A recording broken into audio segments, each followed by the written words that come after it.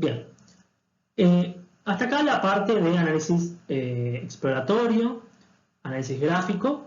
Lo que sigue es tratar de realizar un análisis de clustering para ver si se podía clasificar a las estaciones en función del número de usos, la distancia que recorren los usuarios y el tiempo insumido en el viaje en bicicleta. El interés fue tratar de categorizar a las estaciones en términos de si es una estación utilizada de manera intensiva, intermedia o baja. Entonces, dado que tengo categorías definidas a priori, utilicé un método de clustering no jerárquico. Está claro que en esta etiqueta, intensivo no es solo el número de usos, sino también la distancia del tiempo, ¿sí? Pero bueno, de alguna manera el interés fue tratar de ver si podía separar a las estaciones en tres clases distintas. Bien, y para eso utilicé un análisis de K-medias, donde, bueno, básicamente lo que tengo es la duración media en minutos, la distancia media en kilómetros, el número de usos, y acá es importante notar que el dataset fue estandarizado, dado que tengo variables con distintas unidades, si no de otra manera no podría hacer el análisis. Y bueno, básicamente lo que hice fue pedir tres centros, tres clusters. Ahora, antes de ver la salida del resultado del análisis, lo que uno tiene que hacer siempre, ya sea un modelo estadístico de Machine Learning, es ver los supuestos o ver si el modelo es válido o no. Y para eso utilicé dos métodos gráficos.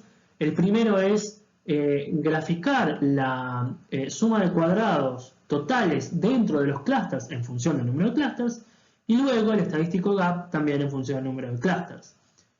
En el primer gráfico vemos una curva decreciente, ¿sí? Es decir, a medida que voy aumentando el número de clusters, la suma de cuadrados va disminuyendo. Esto es esperable porque, evidentemente, a medida que agrego más grupos, esos grupos son más parecidos entre sí, perdón, dentro de sí que entre los clusters.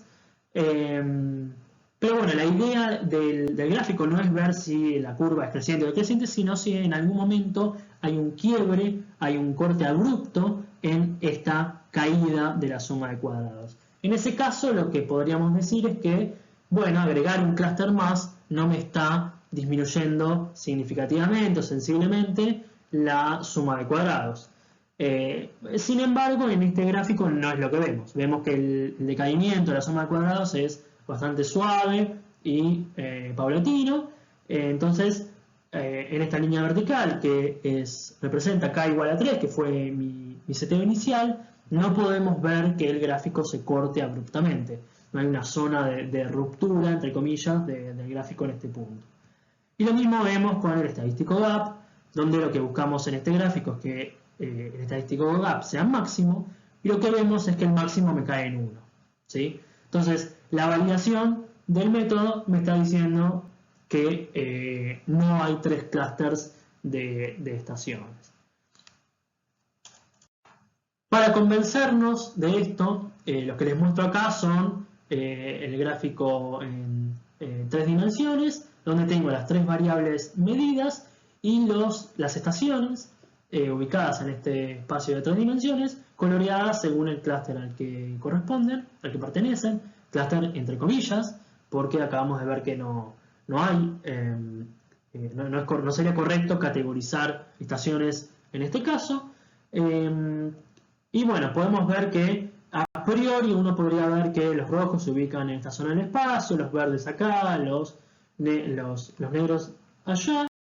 Bien, y si colapsamos las representaciones tridimensionales en 2D, porque quizás es más fácil verlo así, en este caso lo que estoy mostrando es en el eje X la distancia del viaje promedio en los dos casos.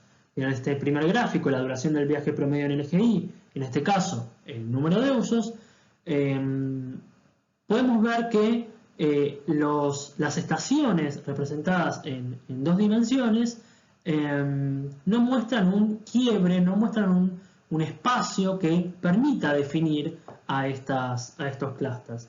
Es decir, que la distribución de las estaciones parece ser bastante continua cuando ploteo estas dos variables o estas dos. Entonces, tanto en términos de validación del método de clustering como el gráfico que uno obtendría como salida del modelo, me están diciendo que no puedo separar a todas las estaciones en 3 grupos distintos. Y esto es independiente del tipo de método que yo utilice para clusterizar, ya sea jerárquico o no jerárquico, por esta cuestión de que, esto se ve bien en este gráfico, las estaciones parecen una distribución bastante continua, suave, progresiva, y no hay baches o agujeros en estas distribuciones que me permitan separar grupos.